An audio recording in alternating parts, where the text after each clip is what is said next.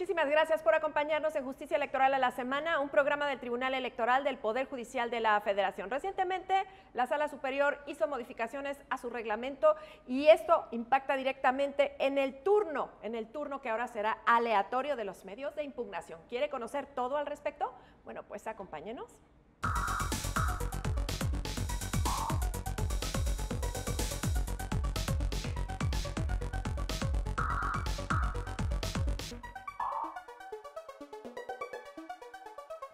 Esta reforma que ha hecho la Sala Superior a su reglamento es muy importante y para hablar de ella se encuentra con nosotros la subsecretaria general de Acuerdos de la Sala Superior, Ana Cecilia López Dávila. Bienvenida, Ana, ¿cómo estás? Muy bien, muchas gracias, Lucy, me encanta estar aquí. Bueno, pues nosotros estamos muy interesados en saber de qué dimensión es esta reforma. Cuéntanos cómo era y cómo va a ser, qué es lo que está pasando con este cambio de turnos.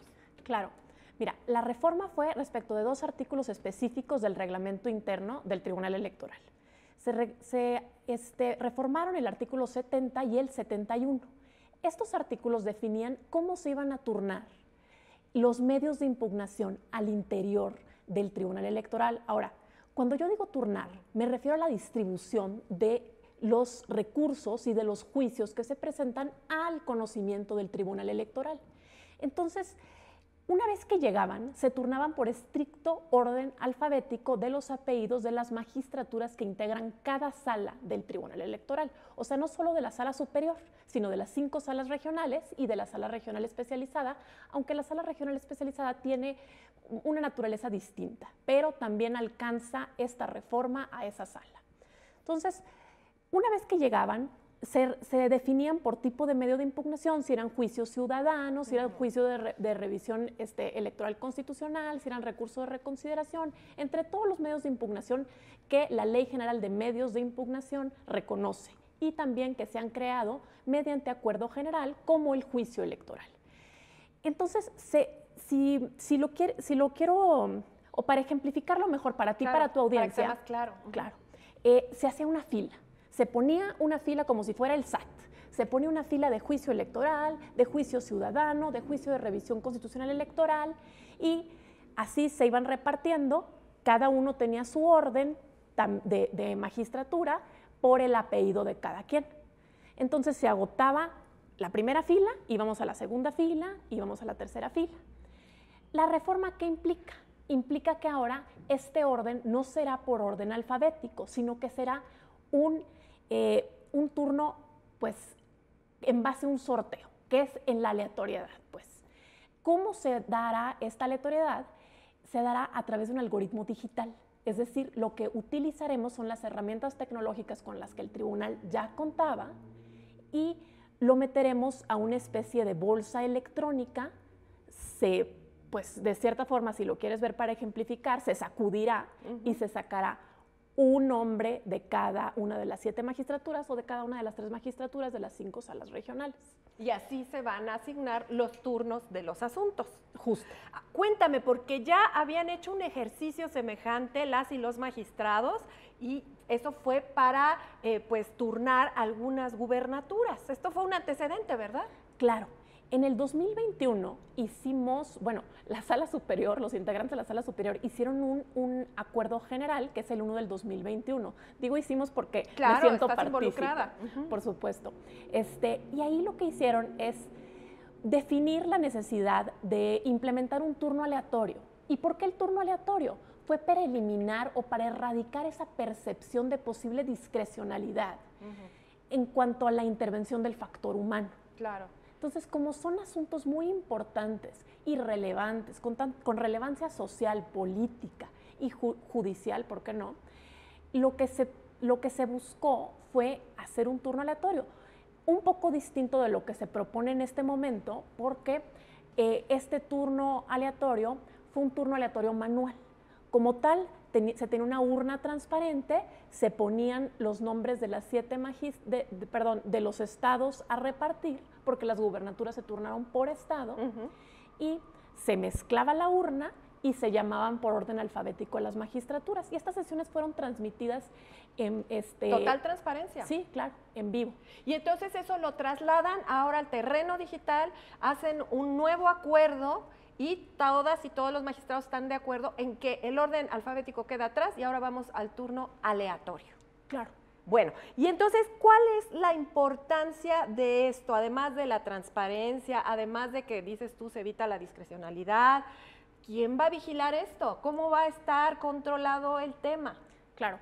A ver, todos estos turnos aleatorios, ya, si bien como ya intenté explicar, ya no participa el factor humano, participa nada más un algoritmo digital alojado en un sistema digital, es totalmente una herramienta tecnológica, ¿no? Cada movimiento que se haga o cada turno que se haga se registra en una bitácora digital que es totalmente pues, auditable o verificable internamente por cualquier personal de cualquier magistratura o de cualquier ponencia que la magistrada o el magistrado nombre, por el área de la Dirección General de Sistemas y por la Secretaría General de Acuerdos. Entonces, pueden participar muchas áreas distintas en esta revisión. Así que es totalmente auditable y nosotros desde la Secretaría lo que tenemos es un portal 100% transparente, abierto para cualquier área del tribunal que quiera revisar e incluso esta herramienta se pudiera utilizar para la ciudadanía si quisieran hacer alguna solicitud de información a través de los medios dispuestos para ello y entregaríamos las bitácoras que sean necesarias. Bueno, pues mayor transparencia está otorgando el Tribunal Electoral a cada paso, tecnológicamente hablando, y aquí se encuentran diversas áreas del Tribunal Electoral involucradas. Está la Secretaría General de Acuerdos, está sistemas, y bueno, yo me imagino que fueron específicos para crear este algoritmo, es algo muy pensado para que todo saliera como ustedes lo tenían planeado. Sí. Te platico un poco de cómo funciona este algoritmo. El algoritmo digital, como funciona en los bancos, es un número aleatorio o un dígito que se compone de 4 o 6 dígitos. Estos 4 o 6 dígitos te lo da el banco. El Sistemas desarrolló un algoritmo incluso más largo o complejo, por así decirlo, uno para cuidar la seguridad y dos, para definir o más bien para asegurar que nunca se repita. Entonces va a ser un algoritmo de 16 dígitos, se le va a otorgar a cada magistratura un algoritmo que no se repita y el propio algoritmo los va a ordenar. Ya. Entonces así va a seleccionar o de esta forma funciona la aleatoriedad. Muy bien. Y entonces, estábamos hablando de sistemas, del área de sistemas del Tribunal Electoral. Hay que hacerle un reconocimiento porque tiene una importancia fundamental en nuestro tribunal, pero ahora de verdad que se voló la barda, ¿no? Claro, claro, o sea, definitivamente. El producto del turno aleatorio o el sistema del turno aleatorio es un trabajo colaborativo entre todas las áreas. Se erigió, por supuesto, por indicaciones de la presidencia, del presidente de este tribunal, Reyes Rodríguez Mondragón, en colaboración con el resto de las magistraturas que integran la Sala Superior.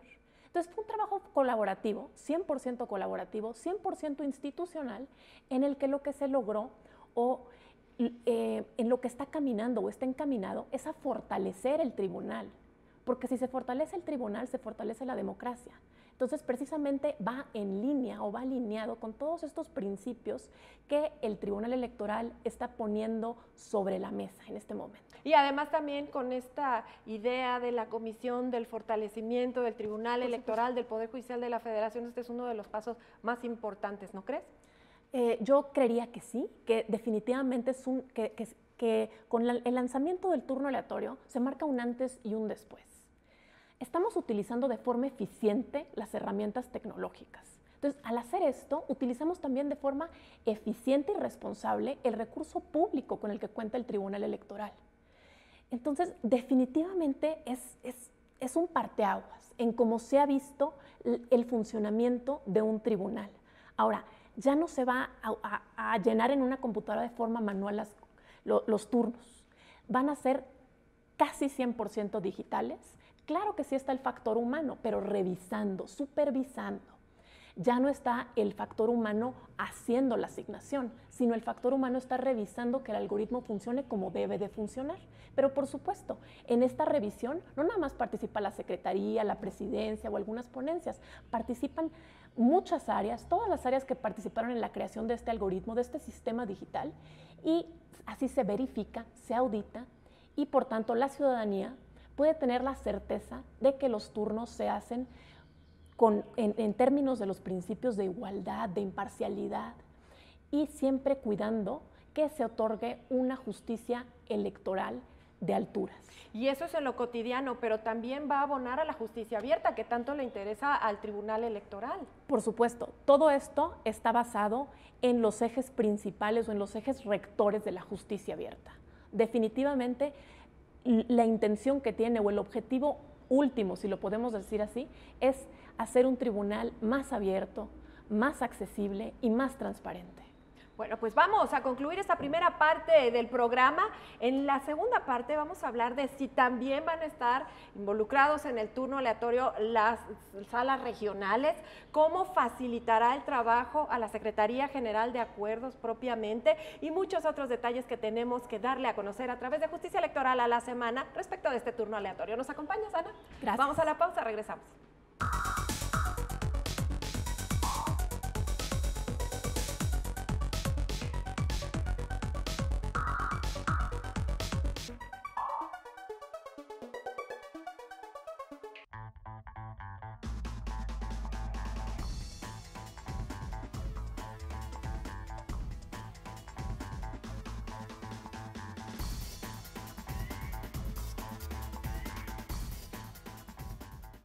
Hemos regresado, estamos hablando del turno aleatorio en la sala superior. Es un cambio importantísimo, un parteaguas, nada más. Ana.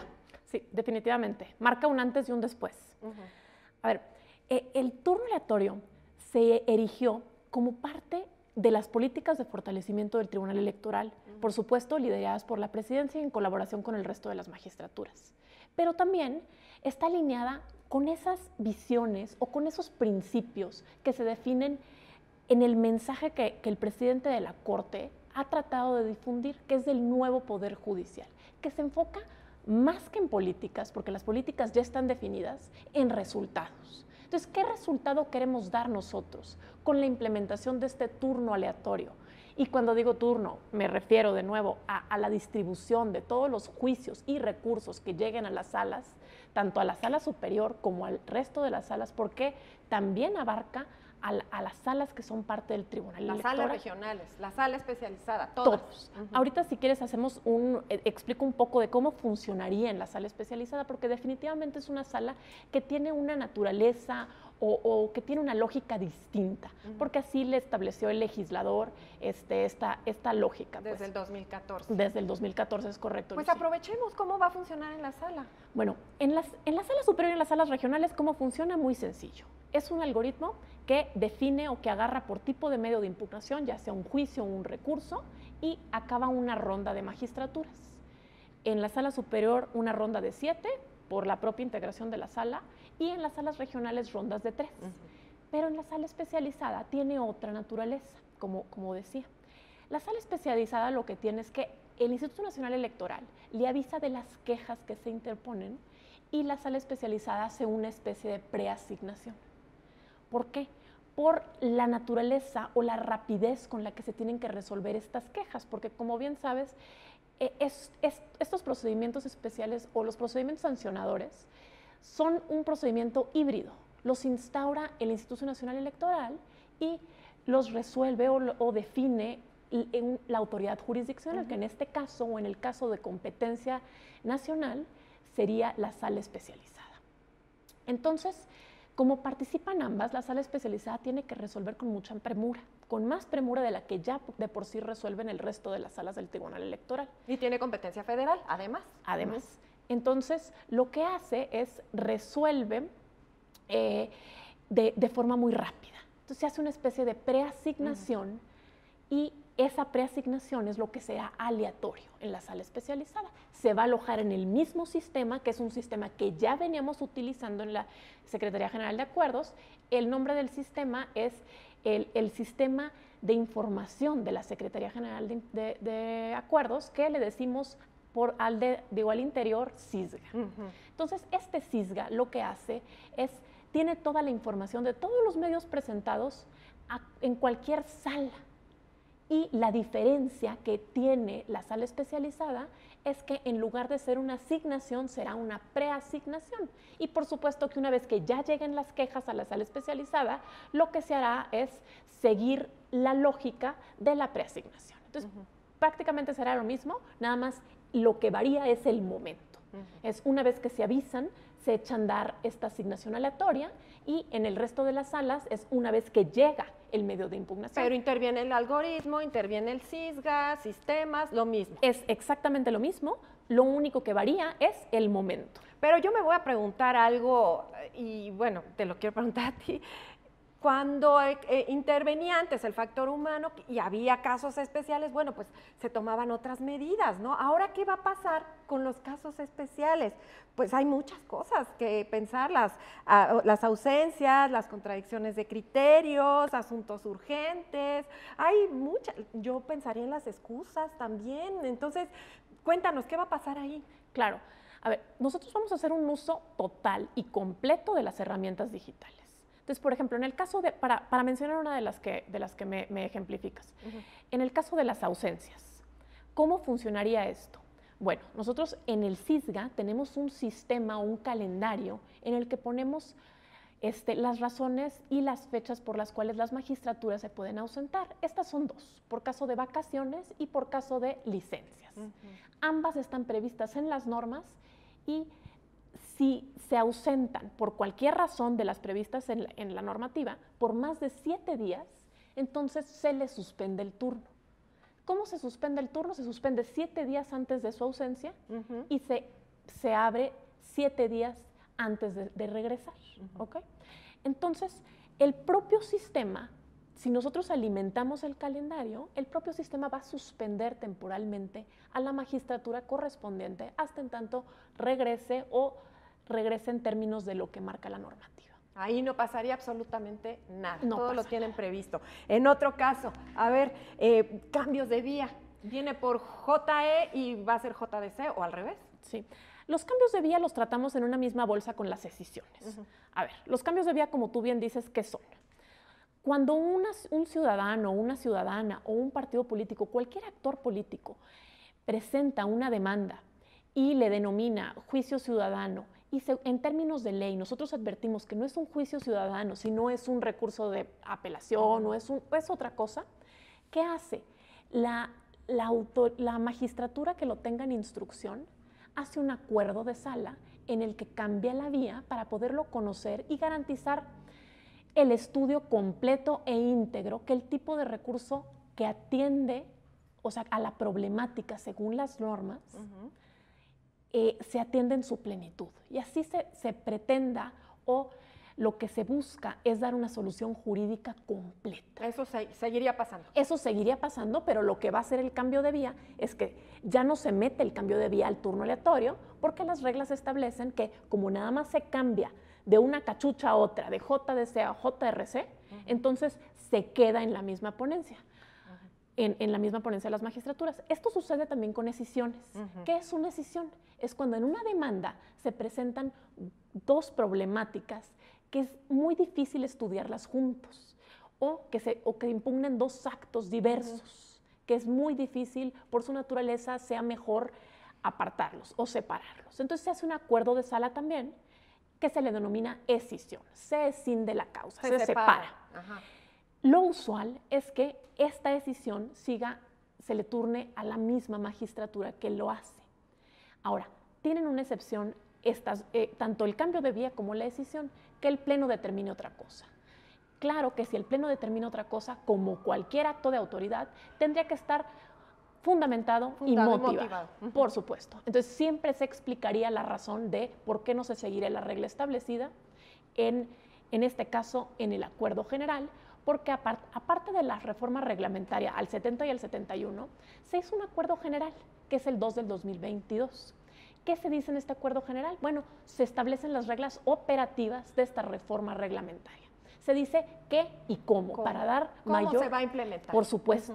Todos esos casos que tú me hablas, de ausencias, de cambios de vías, de todo, se explican perfectamente y este acuerdo es público. Entonces, así maximizamos esta transparencia con la que intentamos trabajar y con la que intentamos fortalecer al tribunal en su conjunto. Qué importante es esto que tú dices, porque estos casos especiales no nada más es qué va a pasar con el turno, quién lo va a hacer, la decisión, no, es garantizar el acceso a la justicia, que si no entra en juicio ciudadano, si no entra en RAP, si no entra, o que haya una complicación, estos casos especiales dicen, todos van a tener justicia pronta y expedita por parte del tribunal. Por supuesto. Y esto atendiendo a los parámetros que nos establece la propia Constitución en su artículo 17, que siempre se debe de garantizar el acceso a la justicia más allá de lo que establecen los requisitos procesales. Exactamente. Bueno, y ahora sí el tema, va a facilitar el trabajo a la Secretaría General de Acuerdos, que de por sí tiene mucho trabajo. A ver, yo creo que definitivamente nos facilitaría el trabajo. ¿Y por qué lo sostengo? Yo soy una convencida de que la vía de las herramientas tecnológicas es la vía adecuada. ¿Y por qué? Por dos razones. Porque eliminas el factor humano y, de nuevo, eliminas esa apariencia de que se hace un uso indebido por el factor humano, sea que suceda o no, se elimina, se erradica, que es el objetivo real del turno aleatorio, y además se hace más eficiente la tarea. Entonces va a agilizar definitivamente todas las tareas de la Secretaría General de Acuerdos y también el trabajo al interior de las ponencias, porque van a recibir el expediente más rápido. Entonces, definitivamente la Administración de Justicia se ve beneficiada por esto. No veo prácticamente ninguna carga negativa. Entonces estamos en win-win y un círculo virtuoso totalmente ante este cambio del turno aleatorio y además el valor social que tiene y la importancia de la justicia abierta. Ana. Por supuesto. A ver, todos los cambios que se están implementando en este momento en el tribunal están encaminados a fortalecer las instituciones, a fortalecer la institución en sí misma, porque entendemos que es la única forma de fortalecer la democracia. Entonces es un cambio emblemático.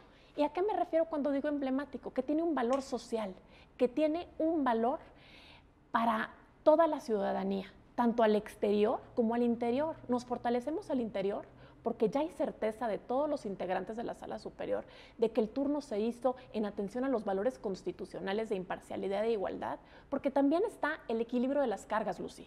También se equilibran las cargas de mejor forma que con el turno manual. Entonces este valor social se ve traducido, si al interior lo sentimos, se ve traducido en la ciudadanía. Y la ciudadanía lo que hace es confiar en su árbitro electoral. Bueno, y cuando la Sala Superior aprueba un acuerdo, ¿qué sucede en lo general para saber cuándo entran en vigor todos los cambios? Claro, Lucy, es muy buena pregunta, porque usualmente todos los acuerdos generales y las reformas reglamentarias están sujetas a que entren en vigor una vez que se publiquen en el Diario Oficial de la Federación. Usualmente se dispone que al día siguiente de su publicación entrarán en vigor, lo que ya sucedió y lo que está corriendo actualmente. Bueno, pues entonces, ¿algo más que quieras añadir, Ana, respecto a este tema que seguramente tú también estuviste desde el inicio de su gestión? Claro, bueno, participamos varias áreas. Entonces me gustaría agradecer a todas las áreas que participaron y a todo el equipo de la Secretaría General de Acuerdos, porque definitivamente fue un trabajo colaborativo, cómo las magistraturas están colaborando en un programa muy específico, que es a través de la Comisión de Fortalecimiento. De hecho, el turno aleatorio primero se analizó en los grupos de trabajo de la Comisión de Fortalecimiento y a través de las observaciones que nos hicieron las distintas magistraturas o los distintos grupos de trabajo que cada magistratura nombra, es cómo se fortaleció y cómo se estableció que este proceso o que este turno, que esta distribución de asuntos sea perfectamente auditable, verificable, que no quede duda, que no le quede duda al interior o a la ciudadanía de que la justicia que se imparte aquí se hace desde el inicio a través de los mecanismos que generen certeza, de forma igualitaria y de forma imparcial.